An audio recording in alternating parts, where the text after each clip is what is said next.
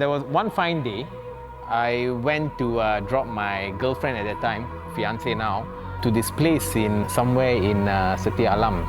So as I was dropping her to her workplace, at the corner of my eye, I see this blue car all stranded under a tree, just rotting there from the looks of it, like a couple of years. I couldn't believe my eyes to see a Supra.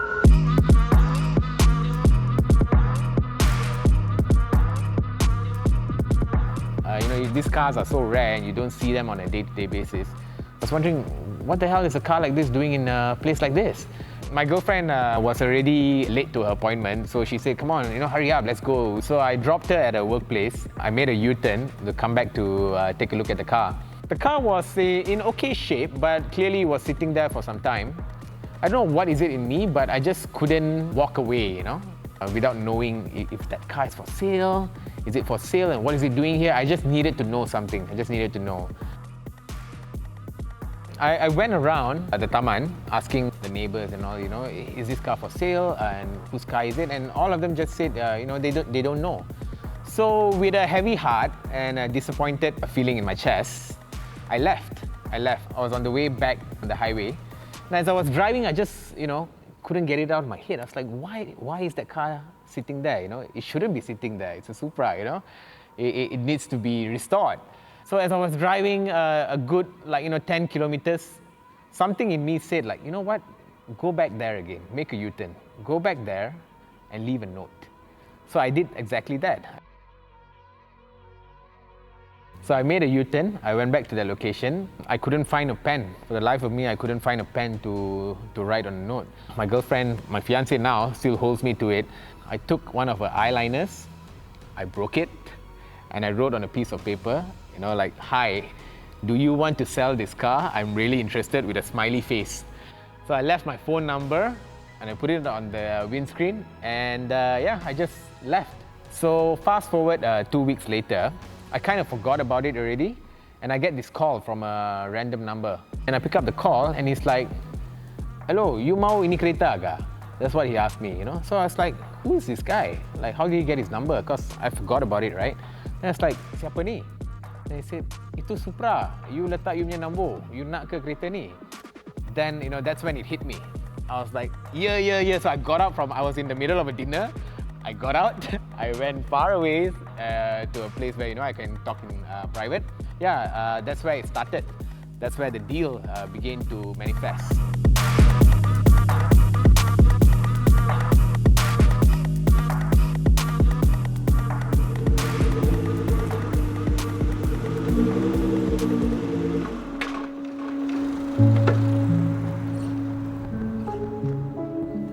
So basically what I do is I deal with cars. I run a family business, Vern Motors, and we've been around since 1992. We do everything from buying, selling, transacting, and anything to do with four wheels, we do it. Well, I studied mechanical engineering. I worked as an engineer for a good 2 years, but the whole, suit and tie thing wasn't my thing, and cars was always my passion, so I decided to pursue that. Okay, so I would be lying if I didn't say Fast and Furious. That's where the whole, aftermarket, modifying your cars to make it go faster, that whole attitude and that whole mindset came from. Yeah, but before all that, before the movies, before social media, I think the biggest person that had influence on me liking cars has to be my dad. So I used to follow him to work and see the cars that he deals with. And it was always, even since back then, he was more into luxury cars, Mercedes-Benz, BMW. But I was that kid, always looking at the, the Toyota Corolla KE70, Honda Prelude, four-wheel steering. Yeah, that was my thing. And I think that's where the whole interest skyrocketed. It's 3991.1 territory road. Yeah.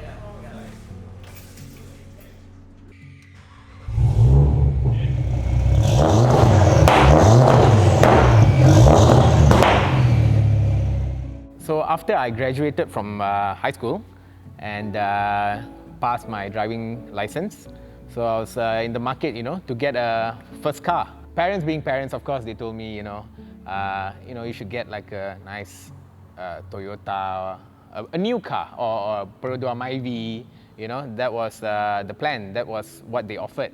They say, you know what, I'm going to put in a down payment for you and get you your first car. But that just didn't float my boat. I didn't want a new car. I wanted something with character at that time. So yeah, one fine Sunday, while I was there, we came across a beautiful Honda Prelude, my very first car, and this guy was selling it for 15,000, I think.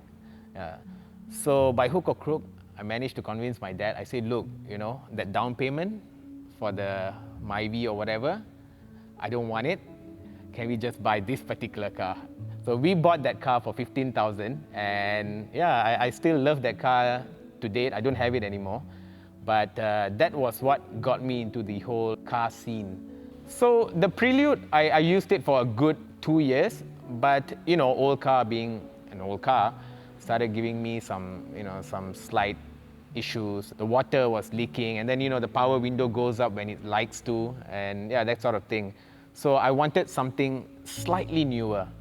Again, the budget was only so and so, so I sold the Prelude back to this other chap for 15K, the same price I bought it, and topped up a little bit and bought my first ever Civic EJ6. It was a 4-door, single overhead cam, auto, didn't go anywhere fast. The only reason I bought it was because it looked like an EK, and yeah, that was the closest thing to an EK at that time for me. I did a couple of mods to that car. Of course, you gotta have the cold air intake, and when you hear that induction sound, you think it adds horsepower, but it's questionable if you ask me. I would say I only had that for a good 8 months, I think. 8 months. Didn't really enjoy that car. So yeah, so that's when I realized, look, I'm in the line of dealing with cars. If I actually play my cards right, I don't need to be losing money on every car that I own. I sold that Civic EJ6 for a slight profit, I would say, maybe about 2,000 ringgit profit. From there, it's when I started, or rather you can say my first real performance car, and that was the Honda Integra DC5. It was a Type R. That car was something else for me at that time. One of my prime cars, I would say. At that age, in that car, a 6-speed manual, high revving K20, it was everything you needed, That was everything. So yeah, from the DC5, I moved on to a FD2R. It was more of a refined Type R, in my opinion. The thing is, I love that car. I love that FD2R, and I think it was a fabulous machine. However, the fact that it was a 4-door got to me after a while, and you look around and you see another FD, and it wasn't really a cheap car, I would say. It was 160K at that time when I bought it. And that whole idea in my head came, if you're going to spend so much on a car, it should also look the part as well. It should, for me, that 2-door factor was what attracted me. And yeah, so I sold the FD2R. I was driving Hondas all the time, and Japanese was my thing. So I thought to myself, what is the hype with these Conti cars, BMWs, Audis, and all that? For me, they were always just a bit too grown up, and never really tickled my fancy. But with that said, after I sold the FD2R, I decided to try BMWs. And my first ever BMW was E60 525. It was a 2011 LCI model. So it was a great car, fantastic car. You can drive it daily, you can sit comfortably, and the sound system was good. But again, these cars just don't give me that feeling, right? So I had that car for a good 5 months, I think, 5 months. And before I was gonna, classify all Contis as being boring and all that, I decided to myself, look, why don't you try the M cars first before, you flag all Contis as being boring or BMWs as being boring. And boy, was I wrong. The M car was totally different, and that was my next car. I moved on from the 525 E60 to a E92 M3. And that car had an exhaust system on it. It had Alcon brakes, HRE rims. I bought it already loaded with these parts. I think till date is one of the best cars I've ever owned, and had a lot of good memories with that car. I actually we whacked the car to Phuket in one day with a couple of my friends, and not breaking any speed limits, of course. Yeah, so it was a fabulous car, and that is what really opened up my eyes to more than just Japanese cars. And before BMWs, it was all Hondas. And once I got into the Conti scene with the BMW, then I realized, look, there's just so many cars and so little time.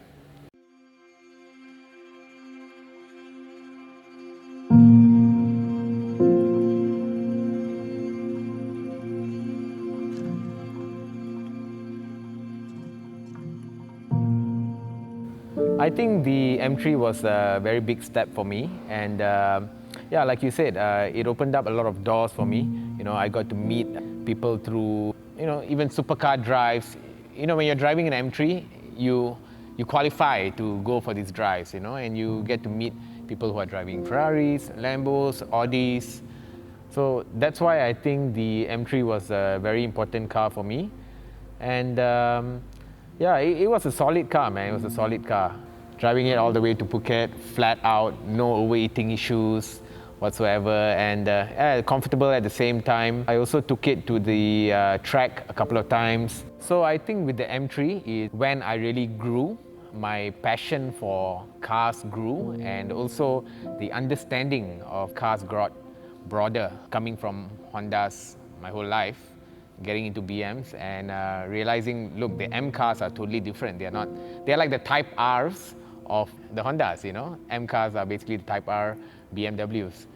Yeah, so that's when I think I really started being more active on social media with the M3, posting drives, pictures, revving videos, that sort of thing, Yeah, so with that said, I think the M3 was a very big step for me before I really got into a different class of cars. Okay, so the appreciation for JDM cars was always there since day one. The money wasn't there. That was the hard truth fact.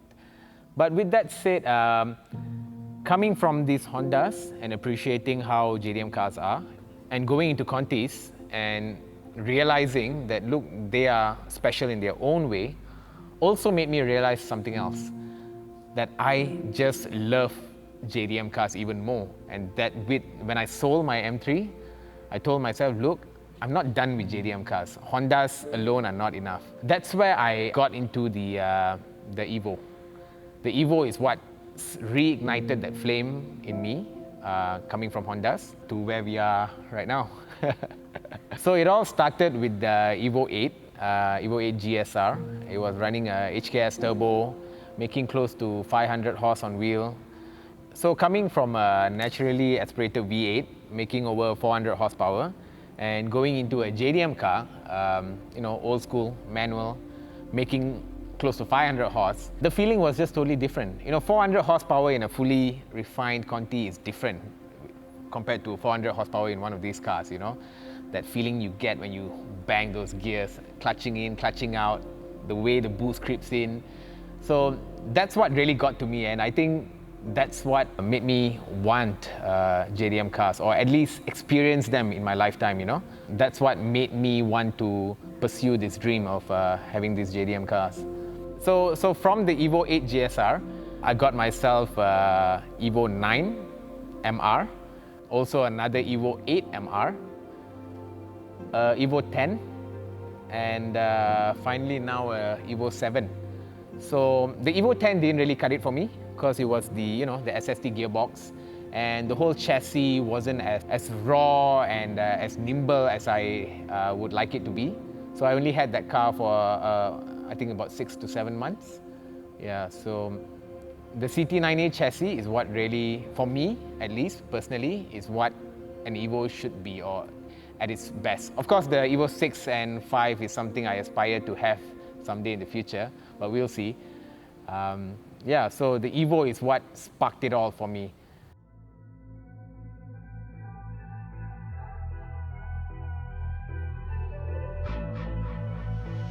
I've been giving you the worst. I think, there's this whole JDM hype, as some people call it. I don't think it's a matter of an individual's choice or whatsoever to, put it at. Anyone is is entitled to put the price they want for their cars. But at the end of the day, like you said, how much is it of value to you? Well, if you're asking me, to me, the Supra is worth, it's priceless. It's priceless, that experience you get, the blood, sweat, and tears you put in the car, you just can't buy that with money. If you're asking me now, I wouldn't sell this car for any amount of money, but maybe I'll sell this Supra if someone is willing to swap another car that gets my attention. Who knows, maybe a Porsche, a Ferrari, a Lambo, who knows, right? But that's where I put this car in. I look at this particular Supra as for me, it's, at least this is for me, my own opinion. I think this is the definition of a Japanese supercar. And Toyota didn't even know it when they made it back in the 90s. So with that said, I think if there's one car out of all these cars here that I would keep forever, it has to be the Supra. So my tuner always advised me to use the right fuel to deliver the best power and performance for all my cars.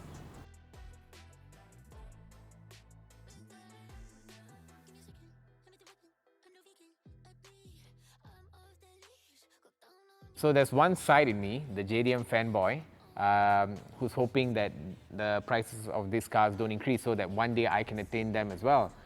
But the other time, I mean, in another case, me being a car dealer, of course, being able to see a profit in these cars is also a motivation factor, to deal in these cars. So with that said, at the end of the day, all I can say is don't hate the player, hate the game. Hi, I'm Sathish, and that's my story.